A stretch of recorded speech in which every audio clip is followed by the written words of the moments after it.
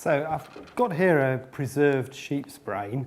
We buy these from Blades, and I'm going to give you a guided tour of how to dissect one and get the most out of one.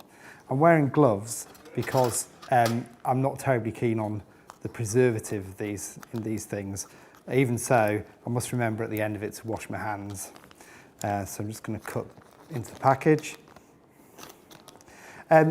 It's important to remind your students that we're using this sheep's brain as a model of a human brain. It's not going to be exactly the same.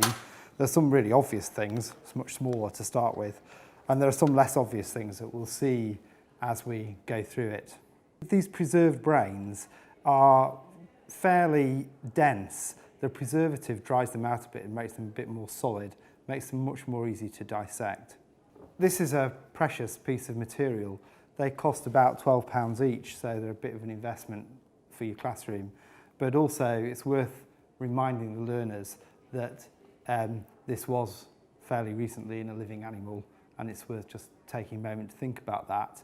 And if this was a human brain, if this was your own brain, it's a little miracle really, because somewhere in there is the thing you think of as you, and it's just worth just a moment's reflection on that.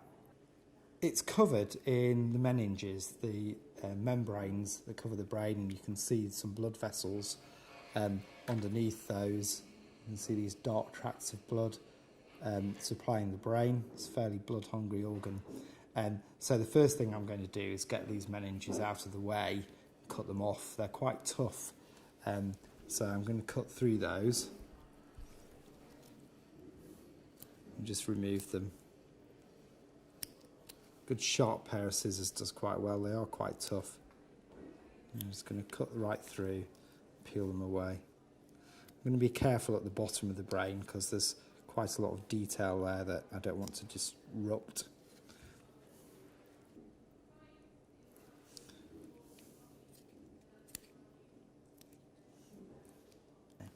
So we've got the two cerebral hemispheres here. This would be the front end of the sheep, back of its head, and this is the rear end, or top of its head. This is the rear end of the sheep over here, and this is going down to the spinal cord. So in a human, that would be pointing down, and the face of the person would be here. I'm just going to turn it over and look at the base of the brain here, and you can see quite nicely. I'll take that bit away. Here you've got two optic nerves.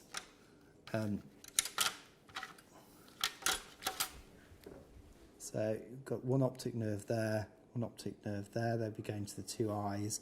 And here you've got the point at which those optic nerves cross over, so that the right visual field from both eyes goes to the left hemisphere and vice versa. And usually you don't see the pituitary gland, but that might be it actually. They're quite hard to get out of the skull. I think in this case we might have some. Will be there. Okay. What I'm going to do next is cut this brain in half, and we're going to look at the anatomy of the brain on one half, and I'm going to do some things with the other half of the brain. Actually, I've forgotten to show you one thing. At the back here, still covered in membranes, we've got the cerebellum, which is under there, and then that's leading through the medulla oblongata and out into the spinal cord out this way. You can see quite a nice section of spinal cord there, top of the spinal column. Okay. All right, so I'm going to cut the brain in two now. So I'm going to make a vertical section. Nice scalpel, nice sharp scalpel. Cut down that central line. Just keep going till I'm right through.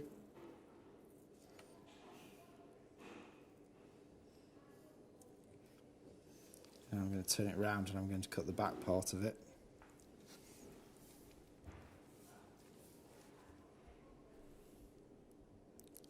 Through those rather tough membranes.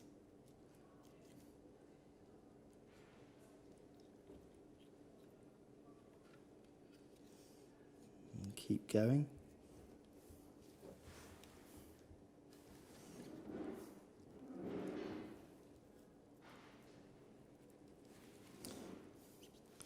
Right, now I can see a bit deeper, I can cut more easily.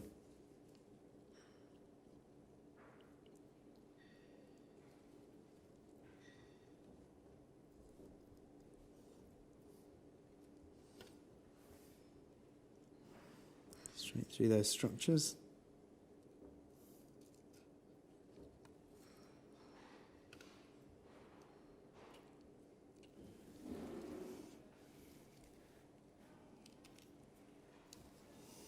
Zoned up nicely.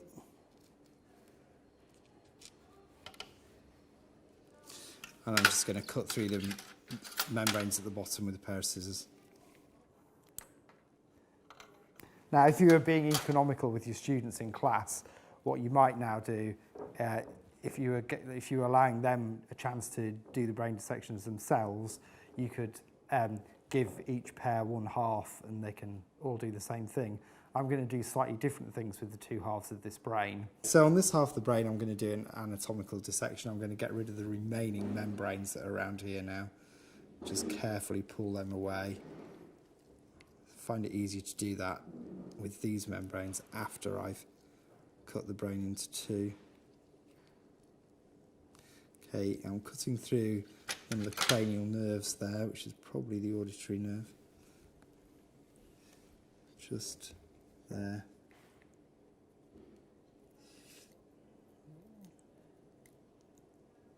And that's the optic nerve.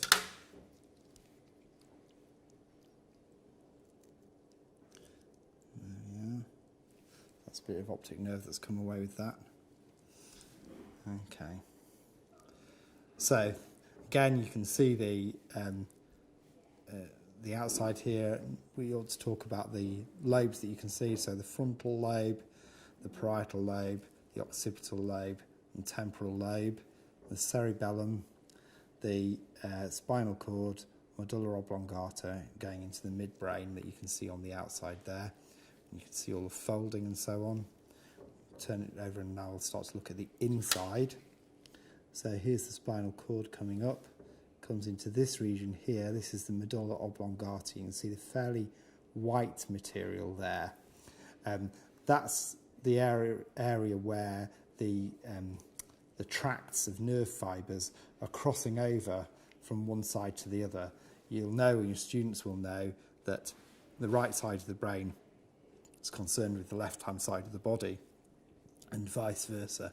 So this is the region where the crossover occurs so that things go to the correct side.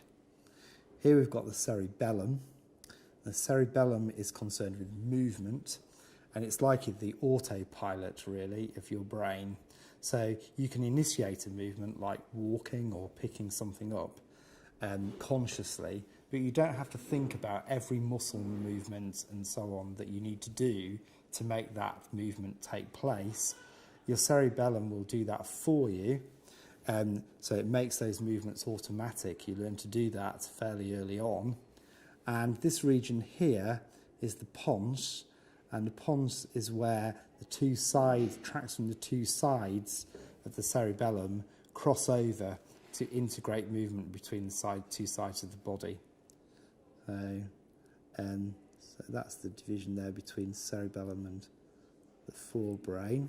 Separate those. This is midbrain here, and then you're into forebrain. And what you can see fairly clearly here is a big tract of white material, white matter, round here. That's the corpus callosum, which connects the two cerebral hemispheres together. And then here you've got the cerebral hemispheres. If you dig into the corpus callosum underneath it there, you'll find a space. That's one of the ventricles of the brain. And in that space, in this region here, you're looking at the thalamus. So there you've got thalamus. And on this brain, we did have, I believe, have I left it behind here? Yeah, I did. I left it behind on this side. We've got some pituitary gland there. it probably came away. Yeah, it did. It came away on this side with the meninges. On the outside of the brain, worth reminding your students of the equivalent lobes of the cerebral hemisphere. So you've got frontal lobe here, parietal lobe here, occipital lobe at the back, and temporal lobe would be in this region here. They ought to be able to recognise those.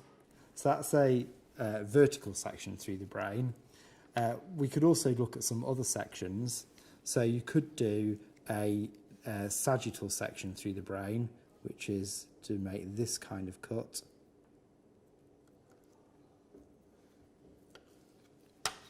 And what you'll see when you see the cut end there is the grey matter around the outside of the cerebral hemispheres and the tracts of white matter coming away from the grey matter, and they're leading into this structure here, which we mentioned, the corpus callosum, to connect the two sides of the brain together and go forth from there.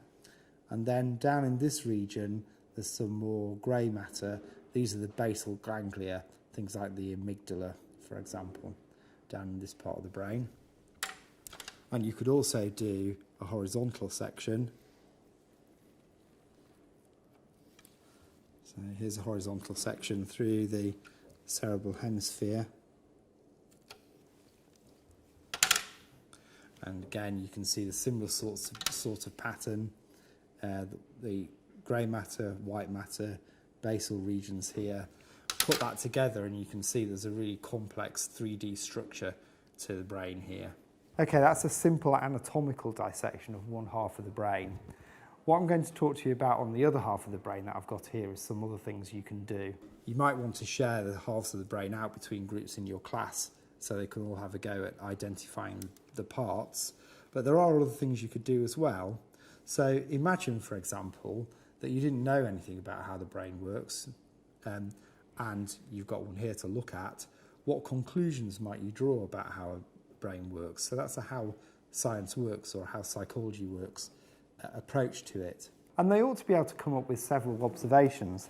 The first is the simple observation that it's not uniform in structure, and therefore that suggests that different parts of the brain probably do different things. So you've got evidence for localization of function because there are clearly different regions to the brain. We might conclude that they do different things. If you looked at the optic chiasm at the bottom, so here's the optic nerve coming in and the chiasm was here, then that might also suggest that you've got some lateralization of function, particularly because you've also got the fairly obvious division between the two sides of the brain, and certainly in cerebral hemispheres. So that's a clue that you've got some lateralization going on as well. You've got lots and lots of surface area through all this folding.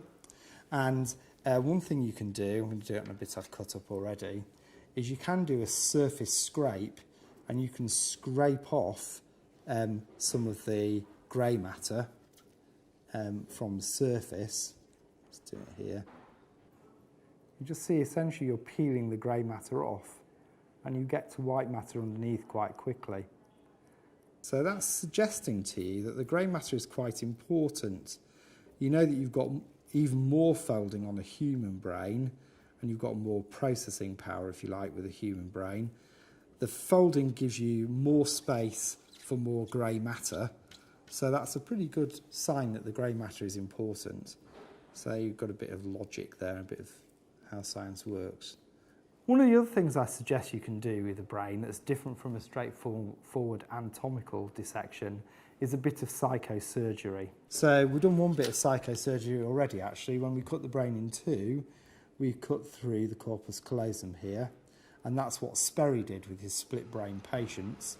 So he cut through that, made the same sort of incision I did, cut through the corpus callosum, split the two cerebral hemispheres apart, and then looked at the effects that had on his patients. So that's one bit of psychosurgery we've done. Another bit of psychosurgery you might think about doing is Phineas Gage's accident. So Phineas Gage rammed a metal rod through the front of his brain in an explosion. It went through the front of the left hemisphere and emerged through the front of the right hemisphere, pretty much like that. Then you can get your students to think about what effect that had, what that's telling you about what the frontal lobe did, and then go on from Phineas gauge and talk about frontal lobotomies. This is effectively what a frontal lobotomy does. Talk about the effects that that has on patients. And then another thing that's worth getting some of your students to do is to think about the motor cortex. It's not quite so easy to spot in a sheep's brain, but the motor cortex is in a strip around here, and then the somatosensory cortex is in a strip around here. So you could get them to talk about, predict the effects that you would have by electrical, or in this case mechanical stimulation of different parts of the motor or the somatosensory cortexes, what this sheep would be feeling, or the movements you might induce by stimulation there.